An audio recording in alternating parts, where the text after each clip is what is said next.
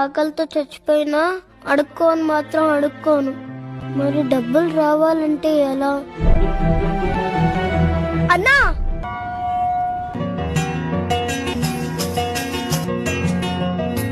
పువ్వు ఎంతరా? 10 రూపాయలు. థ్యాంక్ యూ రా.